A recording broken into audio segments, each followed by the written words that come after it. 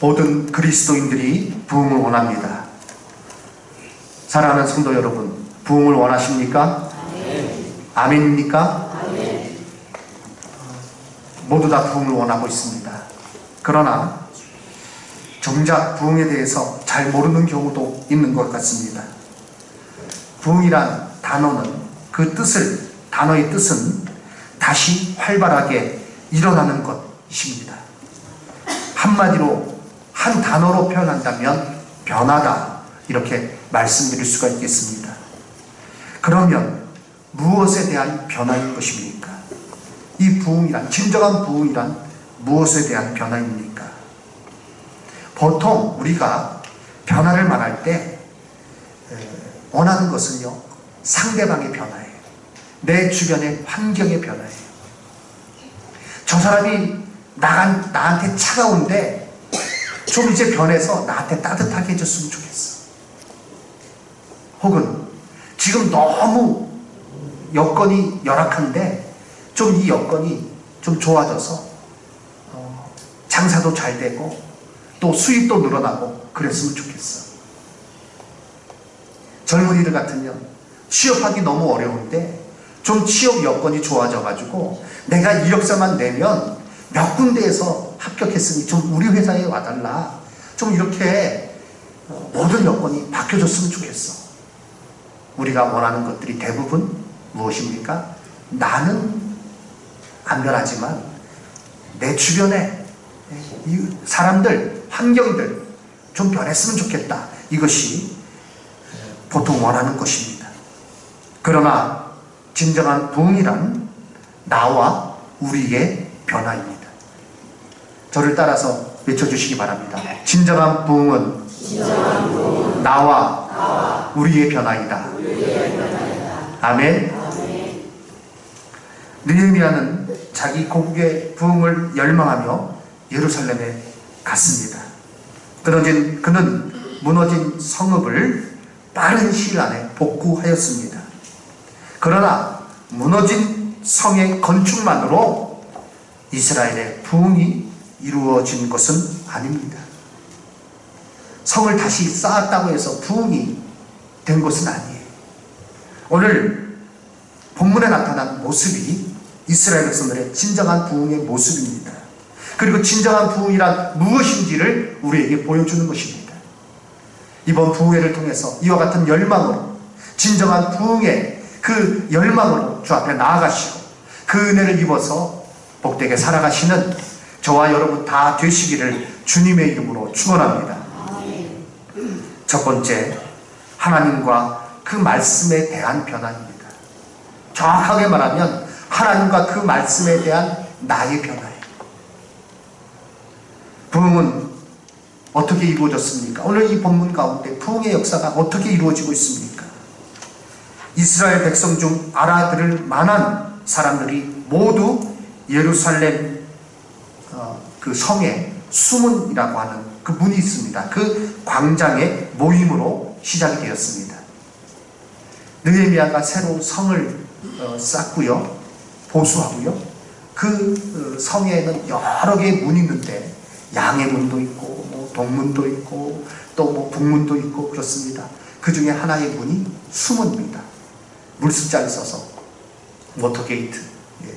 그 문, 그 앞에 큰 광장이 있었던 것 같습니다. 학자들의 견해는 그 성 안쪽이었는지 바깥쪽이었는지 그것은 정확하지 않다 이렇게 나와 있는데 아마도 많은 사람이 모였다 했을 때 그 성 바깥쪽이 아니었는가 이렇게 생각이 됩니다. 그들이 모였습니다. 그리고 모세의 율법책 가져오기를 그들이 청했습니다. 1절 말씀 보겠습니다. 이스라엘 자손이 자기들의 성읍에 거주하였더니 7째 달에 이르러 모든 백성이 일제히 수문앞 광장에 모여 학사 에스라에게 여호와께서 이스라엘에게 명령하신 모세의 율법책을 가져오기를 청하매, 근데 그 대상이 누군가?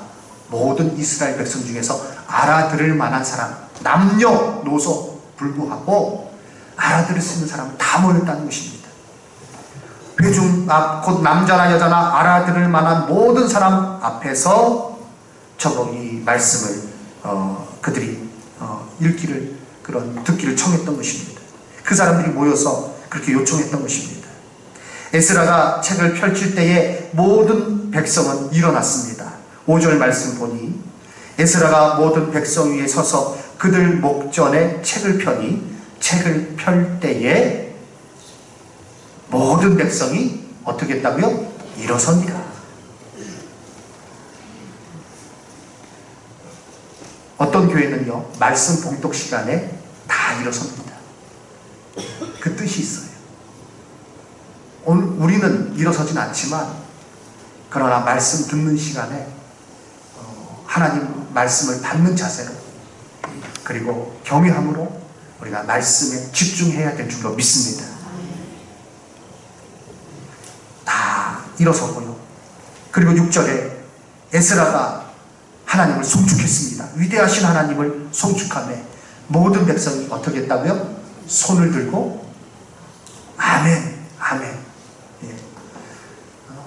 에스라가 하나님을 송축하라.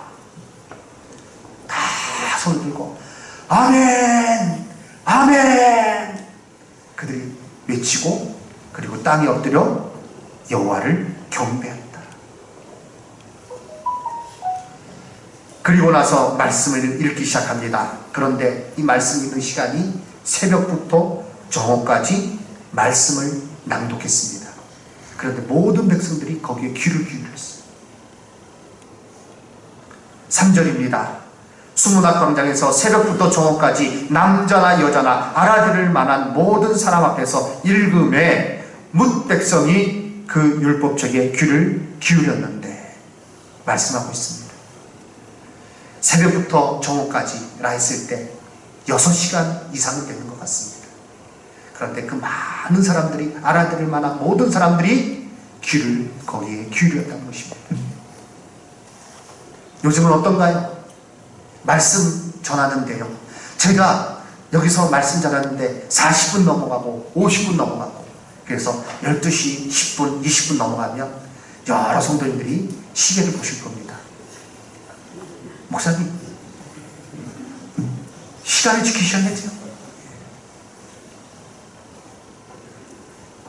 그렇지 않겠죠? 그렇게 한번 해볼까요?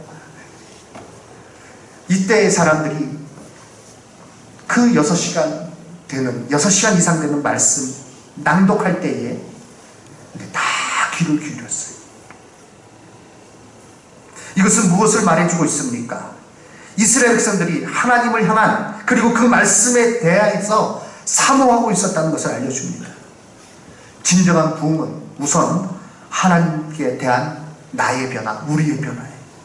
하나님을 경외하며 그 이름을 송축하며 그 안에서 풍성함을 누리며 살아가는 것에 대한 열망, 그 가운데 또한 자연스럽게 따라오는 것은 하나님의 말씀을 사모함이죠.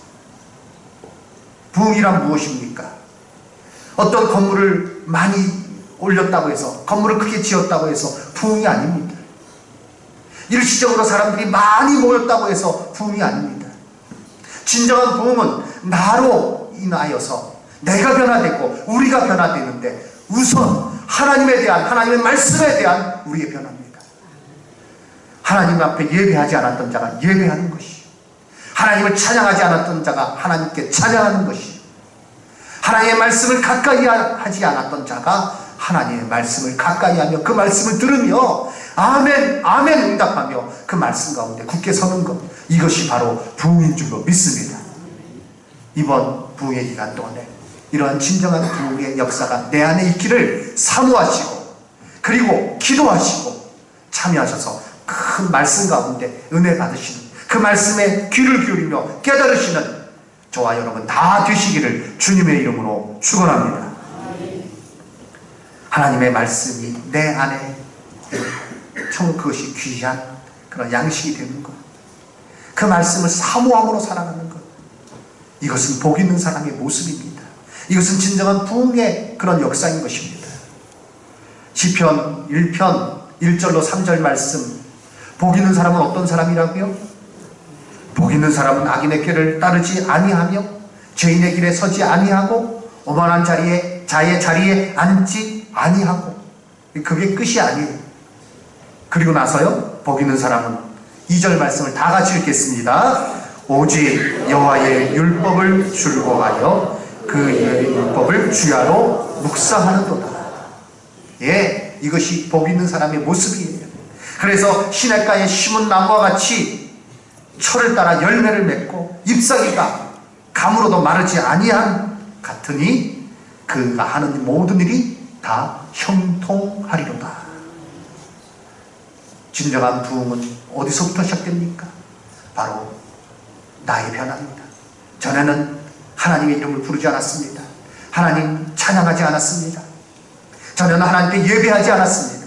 그러나 지금은 하나님의 이름을 높이고 하나님 앞에 예배하고 하나님 앞에 감사하고 그의 말씀을 귀히 여겨서 그 말씀을 들음으로 우리는 정말 부흥의 그 은혜 가운데 살아가게 되는 것입니다.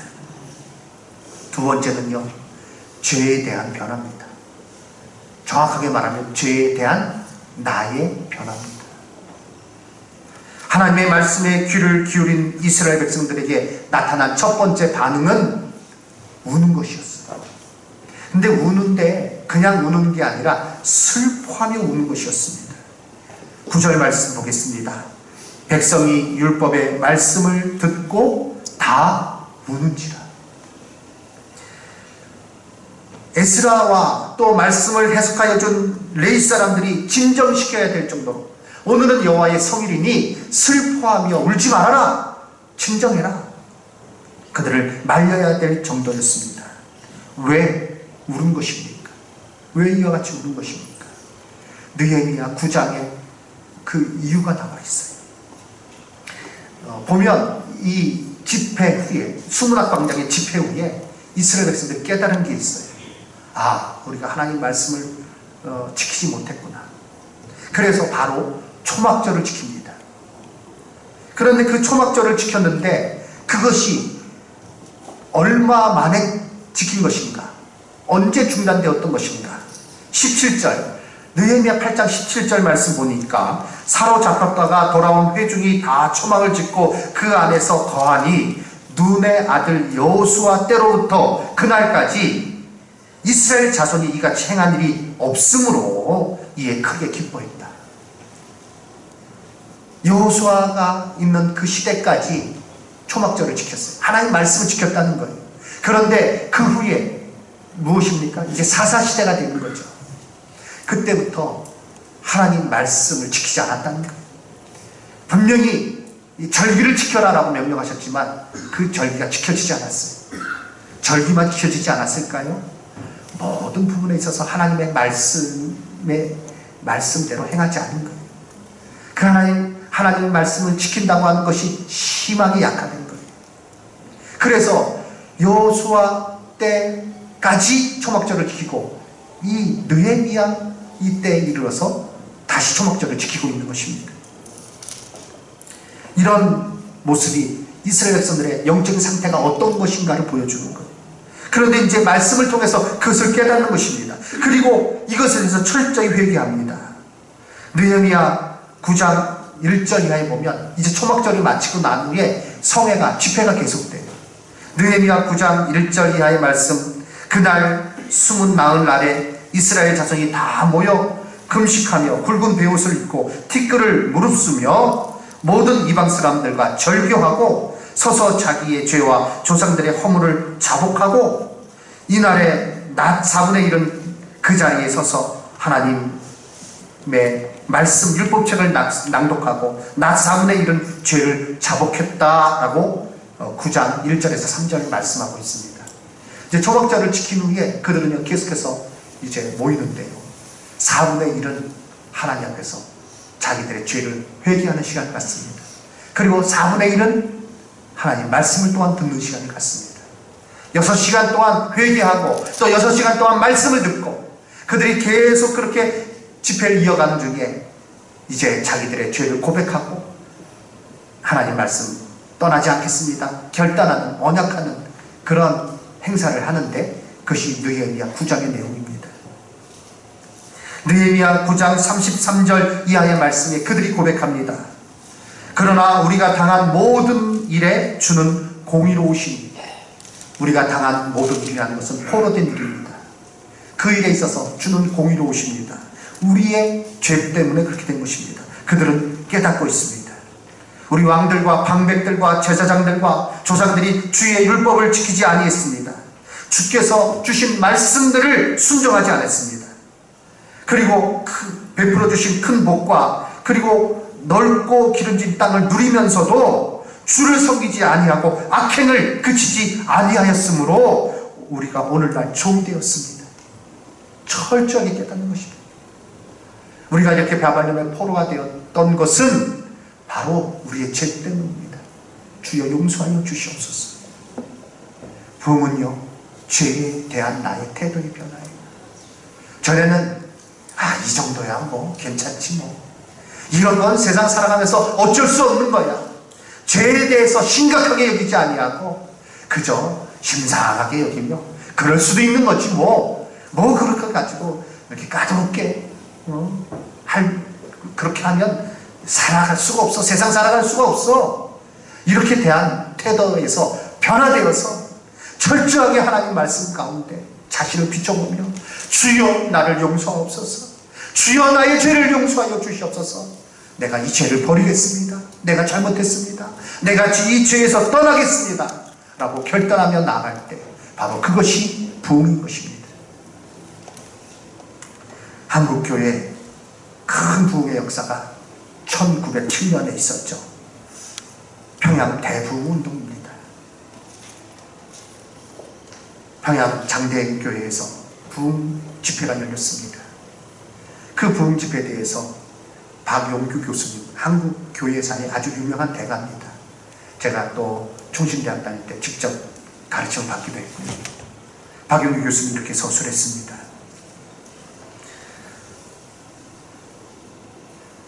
길선주는 물론 모든 선교사들은 이렇게 사경회가 끝나서는 안 된다는 생각을 갖고 14일 정오 기도회에 모여 하나님 앞에 간절히 기도했다.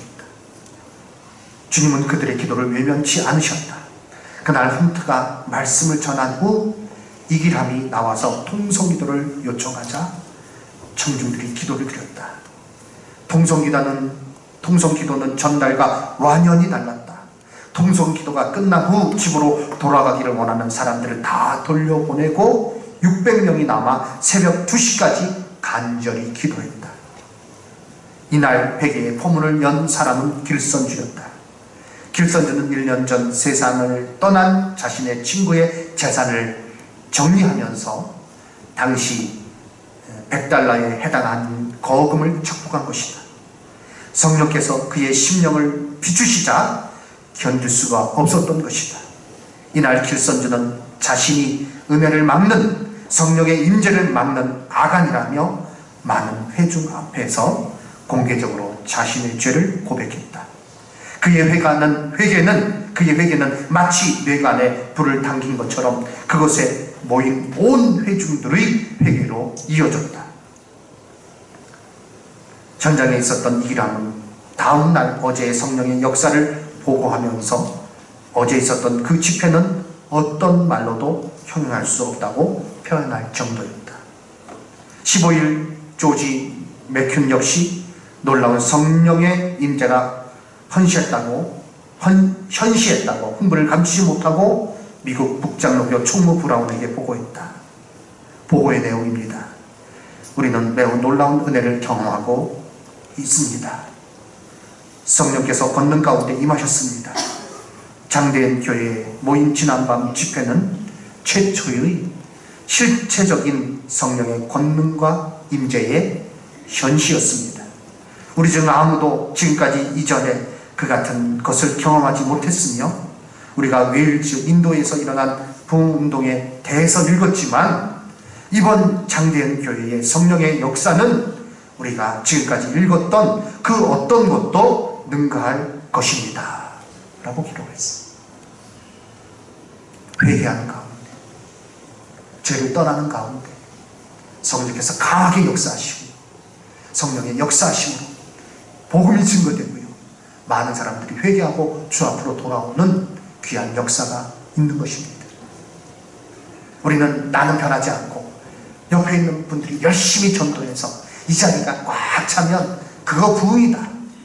예, 물론 부흥이죠. 그러나 중요한 것은 나와 우리의 변화입니다. 먼저 내가 변하고 내가 하나님 앞에서 바른 자세로 서고 하나님께 대한 나의 태도가 변화되고 죄에 대해서 이제 전에는 그것을 그냥 품고 괜찮다, 뭐 이 정도는 뭐 누구도 다 하는 것이다 라는 그런 태도였다면 그 죄에 대해서 이제는 가슴 아파하고 주여 용서하옵소서. 내가 하나님 백성으로서 이것을 내가 버리지 못했습니다. 이 습관적인 죄를 내가 놓치지 못했습니다. 이것을 내가 붙들고 있습니다. 아직까지 내 안에 품고 있습니다. 주여 용서하여 주시옵소서. 회개하고 떠나보내는 것, 그것이 부흥인 줄로 믿습니다. 죄에 대한 나의 태도의 변화입니다. 이번 부흥성회를 통해서 죄의 문제가 해결되어지는, 죄로부터 벗어나고 죄를 이길 수 있는 우리 성도님들 다 되시기를 주님의 이름으로 축원합니다. 세 번째, 이웃에 대한 변화입니다. 이웃이 변하는 것이 아니라 이웃에 대한 나의 변화예요. 말씀을 깨닫고 죄를 회개한 후 이스라엘 백성들의 마음에는요, 하나님의 뜻에 전적으로 순종할 그런 각오와 결단이 있었습니다. 느헤미야는 그들에게 권면합니다. 10절 말씀, 느헤미야가 또 그들에게 이르기를 너희는 가서 살진 것을 먹고 단 것을 마시되 준비하지 못한 자에게는 나누어 주라. 이 날은 우리 주의 성일이니 근심하지 말라.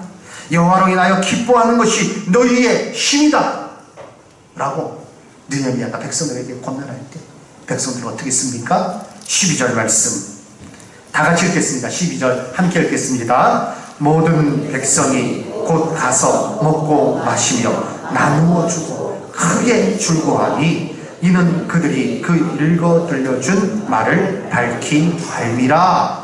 아멘. 예, 이웃에 대해서 이제 변합니다. 오늘은 여호와의 성일이니 이제 슬퍼하지 말아라. 가서 너희들은 먹고, 예, 그리고 마셔라. 단 것을 마셔라. 그리고 준비하지 못한 자들에게 나누어주라. 이웃을 돌아보라는 것입니다. 부흥은요, 우리 개인적인 것으로만 생각하는 경우가 있어요. 아, 내가 성령 충만하고 내가 뜨거우면 부흥하는가. 그러나 진정한 부흥은요, 하나님의 성령의 역사 가운데 참으로 내 자신이 변할 뿐 아니라 내 안에 그리스도의 사랑이 충만하여서 그 사랑이 표현되는 것으로, 그래서 그 사랑이 전달되는 것으로 반드시 열매가 나타나게 되어 있습니다. 그래서 이웃에 대한 나의 변화입니다. 전에는 신경 안 썼으면, 전에는 모른 척 했으면, 전에는 누구를 보면서 입을 삐죽거렸으면 이제 그런 것이 사라지고 관심을 가지고 미소를 보내고 그리고 사랑으로 섬기고 그리고 나누어주고 베풀어주고 하는 가운데 정말 진정한 부흥의 그 모습이 거기에 있는 것입니다. 이번 부흥회를 통해서 이와 같이 놀라운 주의 사랑이 나누어지는 역사가 있기를 주님의 이름으로 축원합니다. 우리 교회에 그런 역사가 있기를 저는 간절히 기도하고 있습니다. 우리 성도들 가운데서도 그와 우리 성도들 가운데 그런 풍성한 사랑의 나눔, 서로를 돌봄이 정으로 있으므로 우리는 부흥의 그 은혜를 체험하게 되는 것입니다. 이것은 시편 133편에서 말씀하신 성도의 복이에요. 성도의 교제 가운데 누리는 복이에요. 시편 133편 1절 말씀, 보라 형제가 연합하여 동거함이 어찌 그리 선하고 아름다운고 말씀하셨습니다. 주대 예루살렘 교회에 이 같은 교제의 기쁨이 있었습니다. 그들이 성령의 충만함을 받고 그리고 다음대에 나가서 그리스도의 증인으로서 그들이 많은 사람들에게 예수님을 전하고 복음을 전하고 또 모여서 그들이 어떻게 했습니까? 서로 유무상통하며 서로 나누며 교제하며 그럴 때 그들 가운데 큰 기쁨이 있었고요. 주께서 날마다 모이는 수를 더하게 하셨다라고 말씀하셨습니다. 그렇습니다. 우리 가운데 저로 내 안에 그리고 우리 안에 이웃에 대한 변화가 있으므로 그 사랑이 나누어질 때 그것은 자동적으로 많은 사람이 주께 돌아오는 결과로 맺혀지게 되는 것입니다. 부흥의 그 은혜가, 수적으로도 큰 부흥의 은혜가 있는 것입니다. 진정한 부흥 시작이 어디 있습니까? 말씀드린 대로 나로부터의 변화입니다. 우리의 변화입니다. 이것을 통해서 우리는 하나님께서 부어주시는 큰 은혜, 부흥이 무엇인지 알게 될 것입니다. 마지막 때에 느헤미야 8장에 기록된 이 부흥의 역사를 우리가 사모해야 되겠습니다. 참으로 이것을 참으로 사모하며 모이시기 바랍니다. 사모하는 영혼에게 주님께서 만족함을 주십니다. 그리고 그에게 새로운 변화를 주십니다. 그래서 부흥의 삶을 살게 하십니다. 부흥에는요, 부흥으로 끝나서는 안 됩니다. 그것이 나의 삶의 부흥으로 이어져야 되는 것입니다. 이번에 이와 같은 은혜를 체험하시고 귀한 은혜 가운데 세상의 즐거움이 아니라, 일시적인 즐거움이 아니라 하나님께서 주시는 영원한 즐거움, 참된 평안 가운데 살아가시고 그 은혜 가운데 하나님 앞에 더 가까이 나가시는 우리 모든 성도님들 다 되시기를 주님의 이름으로 축원합니다. 아멘.